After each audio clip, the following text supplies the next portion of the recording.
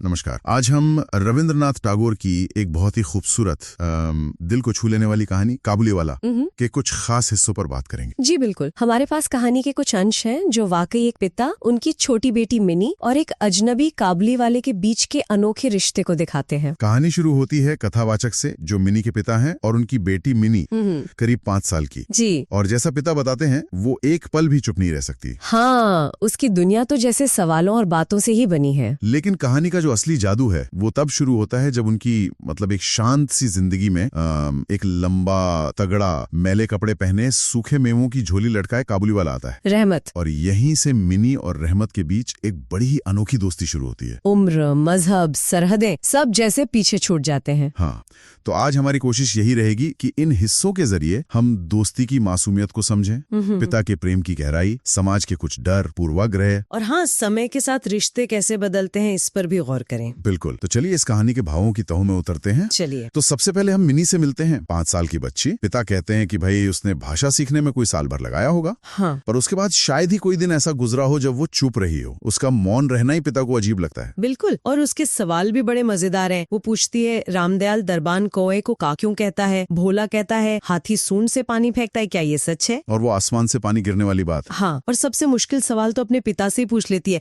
बाबूजी, माँ तुम्हारी कौन लगती है?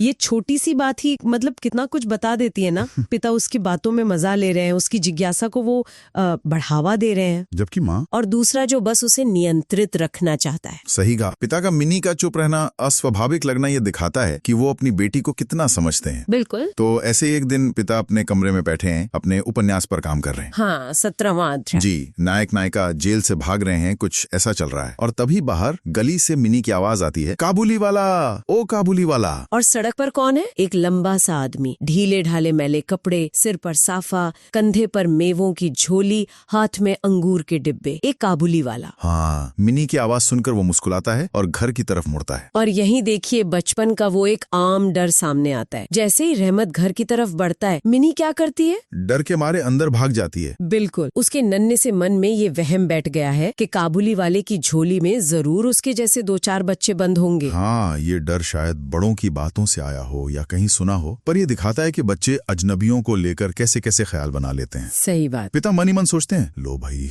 अब ये यहीं जम जाएगा और मेरा उपन्यास तो गया। लेखक की चिंता। हाँ।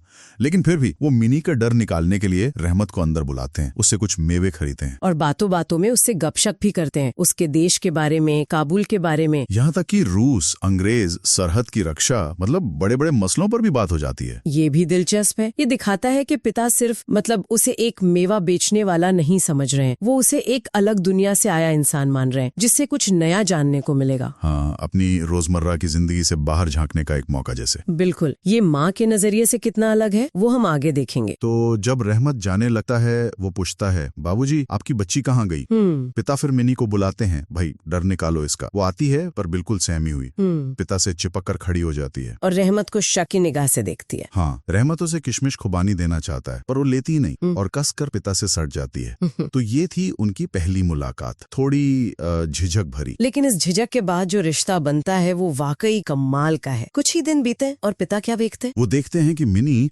दरवाजे के पास एक बेंच पर बैठी है और रहमत से खूब बातें कर रही है, हंस हंस कर। और रहमत? वो उसके पैरों के पास जमीन पर बैठा है, मुस्कुरा रहा है और बड़े ध्यान से उसकी बातें सुन रहा है। बीच बीच में अपनी टूटी फूटी हिंदी में जवाब भी दे रहा है। हाँ, ये देखना बड़ा प्यारा लगता है कि भाषा की दीवार भी उनके बीच कोई बड़ी रुकावट नहीं बनती, स्नेह अपनी राह बना लेता है। पिता खुद सोचते हैं कि मिनी को अपनी 5 साल की जिंदगी में शायद उनके अलावा इतना धीरज वाला कोई सुनने वाला मिला ही नहीं। ये बात भी सोचने वाली है। शायद ये उस अकेलेपन की तरफ भी इशारा है जो बच्चे कभी कभी महसूस करते हैं जब उन्हें कोई ऐसा नहीं मिलता जो उनकी पूरी बात सुने, उन्हें समझे। बिल्कुल। और ये रिश्ता धीरे धीरे और गहरा होता जाता है। हाँ, जैसे वो अठन्नी वाला किस्सा है। हाँ, एक दिन पिता रहमत को अठन्नी देते हैं क्योंकि उसने मिनी को बादाम किशमिश दिए थे, और बाद में वो अठन्नी माँ को मिनी के फ्रॉक से मिलती है। बस घर में हंगामा। माँ को शक होता है कहीं इसने पैसे चुराए तो नहीं या मांगे होंगे। बेचारी मिनी रोने लगती है। हाँ, वो रोते हुए बताती है कि नहीं, काबुली वाले ने खुद दिए हैं। तब पिता बीच में आते हैं, उसे बचाते हैं और मामला शांत करते हैं। और इसी घटना से से पिता को पता चलता है कि ये काबुली वाला तो लगभग रोज आता है और पिस्ता बादाम की रिश्वत देकर उसने मिनी के नन्हे दिल पर काफी अधिकार जमा लिया है। ये रिश्वत शब्द बड़ा दिलचस्प है। पिता मजाक में कहते हैं, पर ये दिखाता है कि रहमत का स्नेह कितना निश्चल और सच्चा है। वो बस बच्ची को खुश देखना चाहता है। हाँ, और उनके बीच अपने कुछ सीक्रेट जोक्स भी बन जाते हैं। जी बिल्कुल, ये किसी भी दोस्ती की पहचान होती है ना, वो अंदरूनी मजाक। जैसे ही मिनी रहमत को देखती हंसकर पूछती, काबुली वाला, ओ काबुली वाला, तुम्हारी झोली के भीतर क्या है? और रहमत भी उसी मजाक के मूड में जानबूझकर नाक से आवाज निकालकर, मतलब चंद्रबिंदु लगाकर कहता, हाँ बिटिया, और दोनों खिलखिलाकर हंस पड़ते। कितना मासूम मजाक है। और दूसरा मजाक था ससुराल को लेकर। हाँ, वो भी बड़ा मजेदार है। रहमत मिनी से कहता, तुम ससुराल कभी नहीं जाना? मिनी को बेचारे को मतलब क्या पता ससुराल का। हाँ, वो मासूमियत से पूछती, तुम ससुराल जाओगे? इस पर रहमत हवा में एक काल्पनिक घूंसा तानकर कहता है, हम ससुर को मारेगा। और मिनी किसी अनदेखे ससुर की पिटाई की कल्पना करके खूब हंसती है। ये छोटी छोटी प्यारी बातें उनके बीच के सहज प्यार भरे रिश्ते को दिखाती हैं। बिल्कुल, ये उनके रिश्ते की गर्माहट और मासूमियत दिखाती हैं। लेकिन देखिए, इसी रिश्ते को लेकर घर के अंदर दो बिल्कुल अलग नजरिए हैं। हाँ, ये बहुत अहम है। पिता के लिए रहमत क्या है? पिता के लिए वो सिर्फ एक मेवा बेचने वाला नहीं है, वो एक प्रतीक है। दूर देश काबुल का, वहाँ की पहाड़ियों का, रेगिस्तानों का, एक आजाद बेफिक्र जिंदगी का। जी। पिता जो खुद कलकत्ता की गलियों में अपने लिखने पढ़ने के कमरे में बंधे हुए हैं, वो रहमत से बातें करके जैसे खुद घूम आते हैं। हाँ, वो कल्पना करते हैं ऊंचे पहाड़ों की, ऊंटों के काफिलों की, पगड़ी बांधे सौदागरों की। रहमत उनके लिए बाहर की दुनिया में खिड़की जैसा है। सही कहा।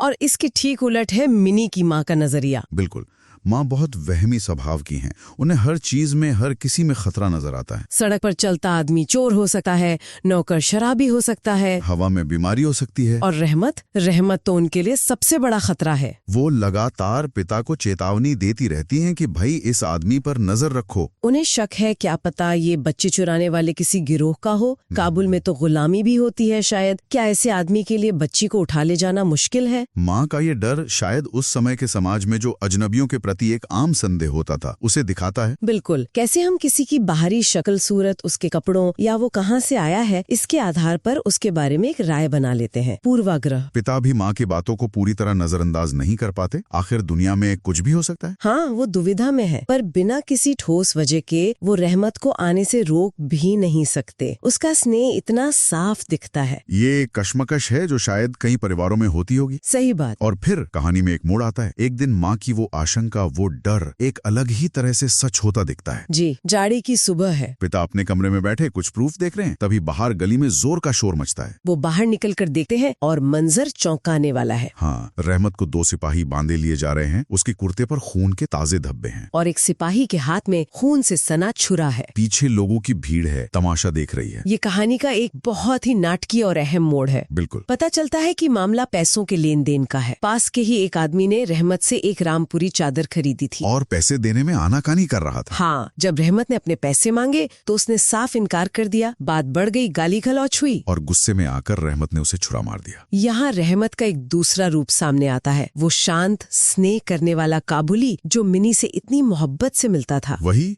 गुस्से में हिंसक भी हो सकता है। ये यथार्थ है। बिल्कुल, इंसान जटिल होते हैं। तो रहमत सिपाहियों के साथ जा रहा है, उस आदमी को गालियां दे रहा है, और तभी घर से भागती हुई मिनी आती है। काबुली वाला, तुम ससुराल जाओगे? उफ, ये पल, ये सचमुच दिल को चीर देता है। मिनी की वो मासूमियत और बाहर की ये कठोर हिंसक सच्चाई, दोनों के बीच का ये अंतर। मिनी के लिए तो ये अब भी वही उनका पुराना मजाक है। उसे क्या पता कि क्या हो गया है। हाँ, और उसकी आवाज सुनकर रहमत का चेहरा जैसे पल भर के लिए खिल उठता है। वो शायद अपना सारा दुख, अपना गुस्सा, अपनी बेबसी सब भूल जाता है। वो हंसकर जवाब देता है, हाँ बिटिया, वही तो जा रहा हूँ। फिर सिपाहियों की तरफ इशारा करके अपने बंधे हुए हाथ दिखाकर कहता है, ससुर को मारता, पर क्या करूँ, हाथ बंधे हुए हैं। इस भयानक घड़ी में भी वो मिनी के मजाक का जवाब उसी के अंदाज में देता है। उसकी मासूमियत को चोट नहीं पहुंचाना चाहता। कितना मार्मिक है ये। छुरा चलाने के जुर्म में रहमत को कई साल जेल की सजा हो जाती है। और यहीं से समय अपना खेल खेलना शुरू करता है। साल बीते जाते हैं और जैसा कि अक्सर होता है, रहमत धीरे धीरे सबकी यादों से जैसे उतर सा जाता है। हाँ, जीवन अपनी रफ्तार से चलता रहता है। पिता अपनी रोजमर्रा की जिंदगी में, अपनी किताबों में, अपने काम में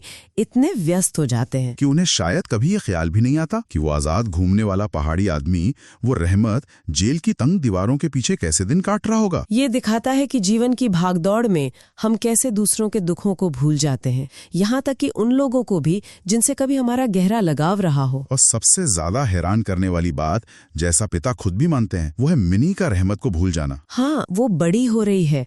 पहले अस्तबल के साइज से उसकी दोस्ती होती है, फिर उसकी सहेलियां बन जाती हैं, उसका अपना एक संसार बन जाता है। वो अपने पिता के कमरे में भी अब कम ही आती है। पिता को ये महसूस होता है कि उनकी अपनी बेटी से भी रिश्ता बदल गया है। वो पहले वाली बात, वो नजदीकी नहीं रही। बचपन की वो दोस्ती, वो खुलापन कहीं पीछे छूट जाता है। ये बदलते रिश्तों का एक और पहलू है जो बहुत स्वाभाविक भी है पर थोड़ा उदास करने वाला भी। बिल्कुल, ये जीवन की सच्चाई है। बचपन की यादें, रिश्ते समय के साथ धुंधले पड़ते हैं, बदल जाते हैं। मिनी का बदलना तो स्वाभाविक है, पर पिता के मन में शायद एक खालीपन सा रह जाता है। हाँ, तो ऐसे ही कई साल गुजर जाते हैं। वक्त का पहिया घूमता रहता है। फिर शरद ऋतु आती है और मिनी अब बड़ी हो गई है, उसकी शादी तय हो गई है। हाँ, पूजा की छुट्टियों में शादी होनी है। घर में खूब चहल पहल है, शहनाई बज रही है, आंगन में मंडप सज रहा है, नौकर चाकर दौड़ भाग कर रहे हैं, उत्सव का माहौल है। पिता अपने कमरे में बैठे हैं, शादी के खर्चों का हिसाब किताब लिख रहे हैं, और तभी दरवाजे पर कोई आता है। रहमत सलाम करके खड़ा हो जाता है। सालों बाद अचानक पिता उसे पहली नजर में पहचान ही नहीं पाते। हाँ, क्योंकि वो बहुत बदल गया है। न कंधे पर वो जानी पहचानी झोली है, न सिर पर वो लंबे बाल, न चेहरे पर वो पहले वाली रौनक। लेकिन जब वो मुस्कुराता है तो पिता को उसकी मुस्कान याद आ जाती है। वो पहचान लेते हैं। पूछने पर रहमत बताता है कि वो कल शाम ही जेल से छूटा है। ये सुनते ही पिता के मन में एक अजीब सी सिहरन होती है। वो सोचते हैं, मैंने कभी किसी खूनी को आंखों से नहीं देखा था। इसे देखकर मेरा सारा मन जैसे सिकुड़ गया। उनका पहला ख्याल यही होता है कि आज शादी का दिन है, शुभ दिन है, इस आदमी का यहाँ होना ठीक नहीं। वो उससे कहते हैं, आज घर में काम है, मैं जरा व्यस्त हूँ, तुम आज जाओ, फिर कभी आना। देखिए, यहाँ फिर वही सामाजिक डर, वो दूरी हावी हो जाती है। इतने सालों का स्नेह, वो पुरानी दोस्ती, सब एक पल में खूनी के लेवल के नीचे जैसे दब जाता है। पिता की प्रतिक्रिया शायद मानवीय है पर दुखद भी है। हाँ। रहमत उनकी बात सुनकर जाने लगता है, लेकिन दरवाजे पर जाकर ठिठक जाता है। बड़ी हिचकिचाहट के साथ पूछता है, क्या बच्ची को तनिक नहीं देख सकता? मन में अब भी वही पुरानी छोटी सी मिनी की तस्वीर है। उसे लगता होगा कि वो काबुली वाला कहकर दौड़ी चली आएगी। हाँ, वो शायद उन पुराने मजाकों को याद कर रहा है। यहाँ तक कि वो अपने देश से मिनी के लिए तोहफे में कुछ अंगूर और किशमिश बादाम भी लाया है, शायद किसी से मांग कर या थोड़े पैसों से खरीद कर। उसके पास अब वो झोली भी नहीं है। ये उम्मीद इतने सालों बाद भी, ये सोचना ही दिल तोड़ देता है। उसे अंदाजा ही नहीं है कि मिनी और दुनिया कितनी बदल चुकी है। पिता थोड़ा और सख्ती से कहते हैं, आज घर में बहुत काम है, आज किसी से मिलना भेंट करना ना हो सकेगा। रहमत का चेहरा उतर जाता है, वो चुपचाप दरवाजे से बाहर चला जाता है। लेकिन जैसे ही वो जाता है, पिता का मन कचोटने लगता है। उन्हें अपनी सख्ती पर अफसोस होता है। हाँ, अंदर का इंसान जाग उठता है। वो उसे वापस बुलाने की सोचते ही हैं कि रहमत खुद लौट आता है और हाथ में लाए मेवे पिता को देते हुए कहता है, ये अंगूर और कुछ किशमिश बादाम बच्ची के लिए लाया था, उसको दे दीजिएगा। पिता उसे पैसे देना चाहते हैं पर रहमत उनका हाथ पकड़ लेता है। कहता है, आपकी बहुत मेहरबानी है बाबू साहब, पिसा रहने दीजिए। और फिर उसका गला रूंध जाता है, आंखों में आंसू आ जाते हैं। और वो राज खुलता है जो उसने इतने सालों से अपने सीने में दबा रखा था। ये कहानी का मतलब सबसे भावुक और महत्वपूर्ण पल है, जहाँ सारे पर्दे हट जाते हैं। हाँ, रहमत कहता है, बाबू साहब, आपकी जैसी मेरी भी देश में एक बच्ची है। मैं उसी की याद कर आपकी बच्ची के लिए थोड़ी सी मेवा हाथ में ले आया करता हूँ। मैं ये सौदा बेचने नहीं आता। फिर वो अपने ढीले कुर्ते के अंदर हाथ डालता है और छाती के पास से एक मैला कुचैला मुड़ा हुआ कागज का टुकड़ा निकालता है। बड़े जतन से, बड़ी सावधानी से उसकी तह खोलकर पिता की मेज पर रख देता है। पिता देखते हैं उस कागज पर स्याही या कालिक से बना एक नन्हे हाथ के पंजे का निशान है। अपनी बेटी की बस यही एक निशानी, इसी को सीने से लगाकर वो हर साल कलकत्ता आता था। ये छाप उसे अपनी दूर बैठी बेटी के स्पर्श का एहसास दिलाती थी। ये देखकर पिता की आंखें भर आती हैं। वो एक पल में सब भूल जाते हैं कि रहमत एक मामूली काबुली है, अनपढ़ है, एक खूनी रह चुका है, और वो एक पढ़े लिखे इज्जतदार बंगाली बाबू हैं। उन्हें बस एक चीज दिखती है, पिता का दिल। उन्हें शिद्दत से एहसास होता है, जो वो है वही मैं हूँ, वो भी एक पिता है और मैं भी। उस नन्हे हाथ की छाप उन्हें अपनी मिनी के बचपन की याद दिला देती है। ये वो पल है जहाँ इंसानियत सारे सामाजिक भेद, सारे डर सब मिटा देती है। उन्हें रहमत के सालों के अकेलेपन का, अपनी बेटी के लिए उसके गहरे प्यार का, उसके दर्द का एहसास होता है। इस गहरे एहसास के बाद पिता का सारा संकोच, सारा डर जैसे हवा हो जाता है। वो अंदर जाते हैं। घर वाले मना करते हैं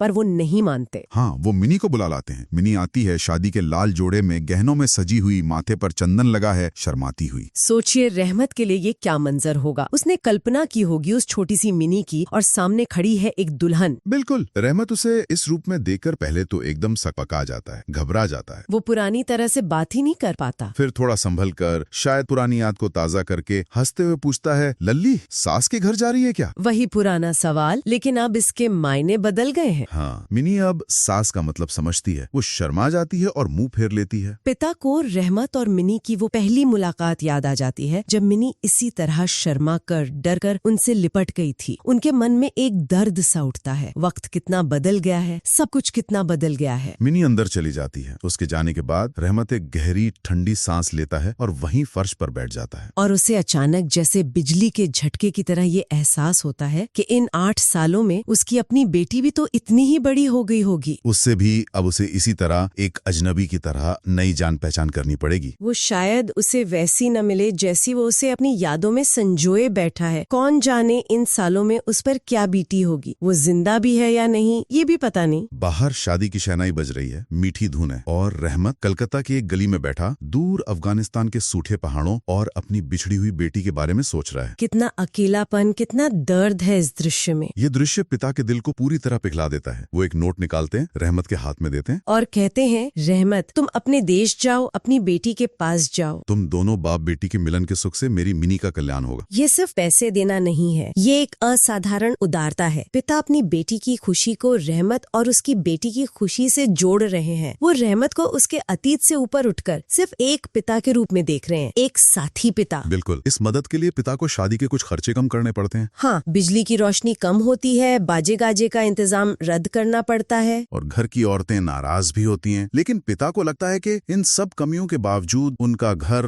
उनका ये समारोह एक अनोखी मंगलमय रोशनी से जगमगा उठा है। एक अपूर्व ज्योत्सना। ये वो रोशनी है जो त्याग से, सहानुभूति से, इंसानी प्रेम से पैदा होती है। तो ये थी रहमत, मिनी और उसके पिता की कहानी। एक अनोखी दोस्ती की कहानी, बिछड़ने के दर्द की, पिता के मन की उलझनों की, और आखिर में उभरते हुए उस इंसानी प्यार की जो समाज के बनाए दायरों, वक्त की दूरियों और यहाँ तक कि अतीत की गलतियों से भी कहीं ज्यादा मजबूत साबित होता है। रहमत और मिनी का रिश्ता हमें भावनाओं की सच्चाई, उनकी मासूमियत का एहसास कराता है। बिल्कुल।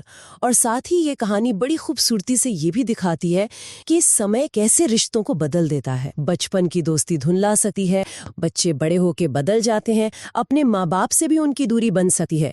ये जीवन की सच्चाई है। कहानी बचपन की निश्चलता और बड़ों के मन में बसे पूर्वाग्रहों का फर्क भी साफ करती है। और सबसे बढ़कर ये दो अलग अलग पिताओं के दिल में, जो बिल्कुल अलग दुनिया से हैं, अपनी संतान के लिए बसे एक जैसे गहरे प्यार को उजागर करती है। ये प्यार किसी देश, धर्म या समाज की सीमाओं को नहीं मानता। कहानी तो पिता की उदारता और रहमत की विदाई पर एक तरह से खत्म हो जाती है, लेकिन एक सवाल पीछे छूट जाता है जिसे हम भी यहीं छोड़ना चाहेंगे सोचने के लिए। हाँ, वो सवाल ये है कि पिता की मदद से रहमत अपने वतन लौट तो गया, पर क्या वाकई वो अपनी बेटी से मिल पाया? और अगर मिला भी तो क्या वो मुलाकात वैसी ही थी जैसी उसने इतने सालों तक अपनी कल्पना में बसाई थी, या उसे भी अपनी बेटी से नई जान पहचान करनी पड़ी, ठीक वैसे ही जैसे उसे मिनी से करनी पड़ी थी? समय ने उस रिश्ते पर क्या असर डाला होगा, ये सोचने के लिए गहरा बिंदु है।